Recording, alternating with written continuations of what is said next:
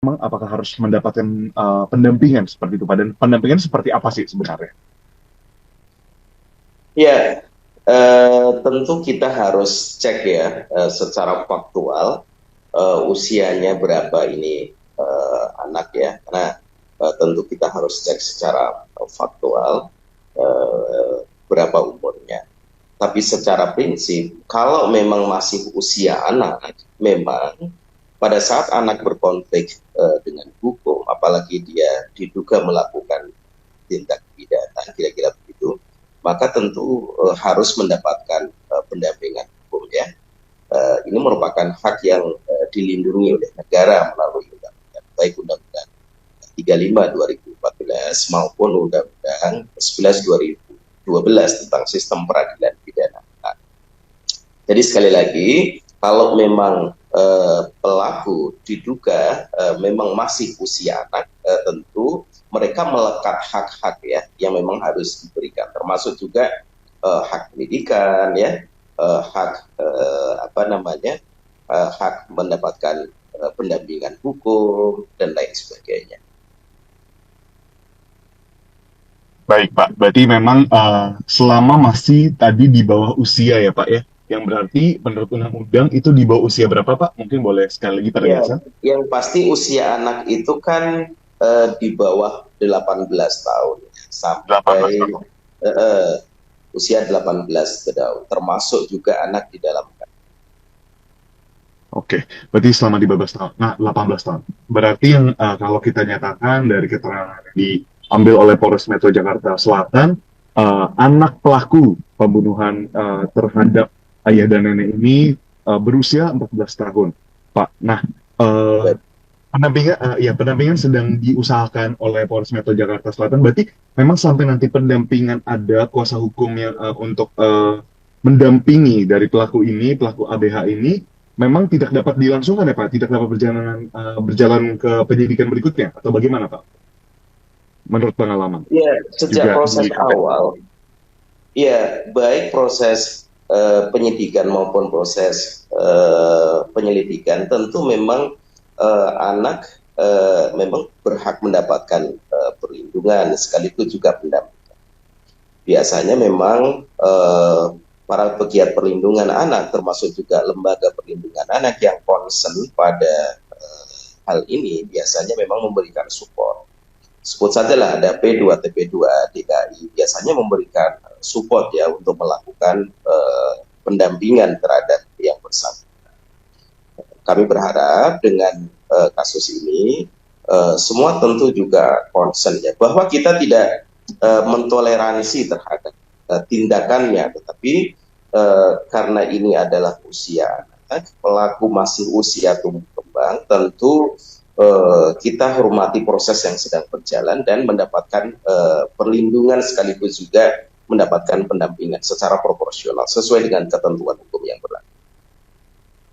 Oke, tadi Bapak sempat menyebutkan ada pendampingan ya, pendampingan yang cukup spesifik seperti itu, mulai dari pendampingan psikologi, lalu juga pendampingan pendidikan, apalagi Pak, dan mungkin boleh dijelaskan mungkin secara mendetail dari sebagai apakah perlindungan anak apa saja yang memang harus anak-anak dapatkan gitu, meski mereka ini tadi tidak ditoleransi gitu untuk tindakannya, tapi memang harus tetap mendapatkan haknya sebagai anak yang mendapatkan pendampingan tersebut.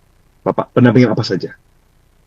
Ya, dalam proses ini kan tentu hak dasar yang melekat pada anak itu tidak boleh tercerabut ya. Ya, selain juga hak-hak yang tadi pendampingan ya. Misalnya tentu hak kesehatannya dalam proses ini tetap harus tetap dipastikan. Hak pendidikannya tetap harus dipastikan. Kemudian hak memanfaatkan waktu luang ya tetap juga harus dipastikan ya.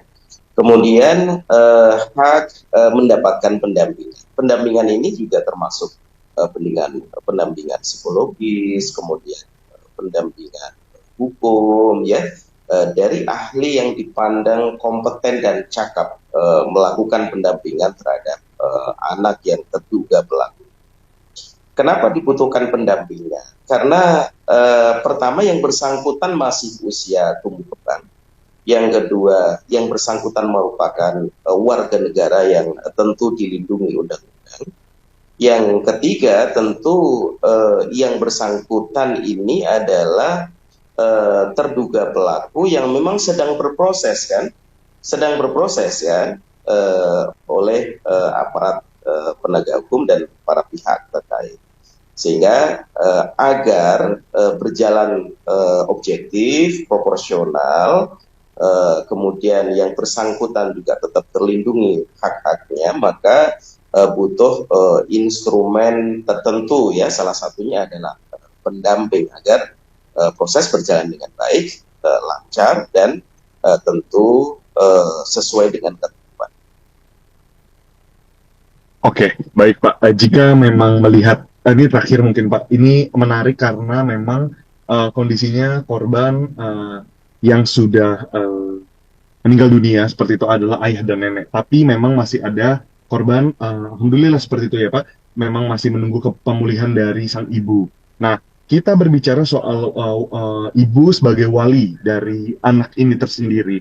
Nah, jika nantinya ibu ini sadar dan bisa bersaksi, Pak, kira-kira apakah di sana akan ada eh, bisa ada tabrakan dari perlindungan hukum itu sendiri, Pak? Baik untuk si anak maupun si sang ibu gitu sebagai korban. Ya, agak Apakah pernah putus-putus, Mas. iya, Bisa iya. diulangi? Oke. Nah, jadi ini menarik karena ibu dari pelaku sendiri memang masih dalam proses pemulihan seperti itu, Pak. Nanti ketika ibu sudah pulih gitu ya dari Rumah Sakit Fatmawati, lalu sudah bisa bersaksi, apakah nantinya dari perspektif pakar perlindungan anak, Bapak, dari perspektif pakar perlindungan anak, kira-kira langkah apa yang disuggest seperti itu?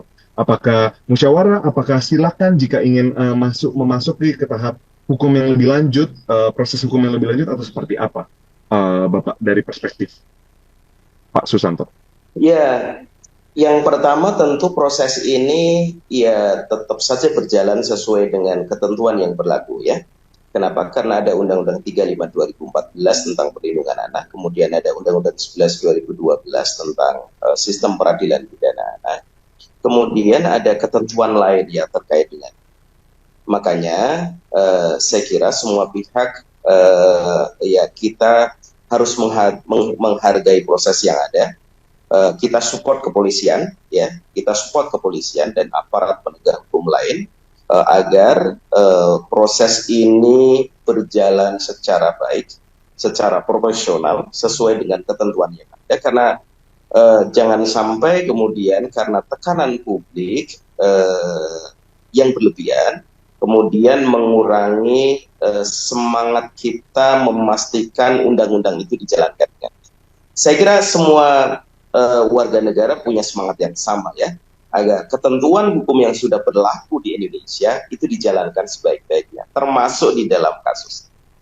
Jadi sekali lagi kita tunggu, kita bersabar, kita hargai proses yang ada, karena sejatinya di dalam proses itu polisi tentu akan terus mengembangkan ya siapa-siapa yang memungkinkan digali, jadikan saksi fakta, saksi pendukung, dan lain sebagainya. Itu saya kira sepenuhnya menjadi kewenangan aparat penegak hukum.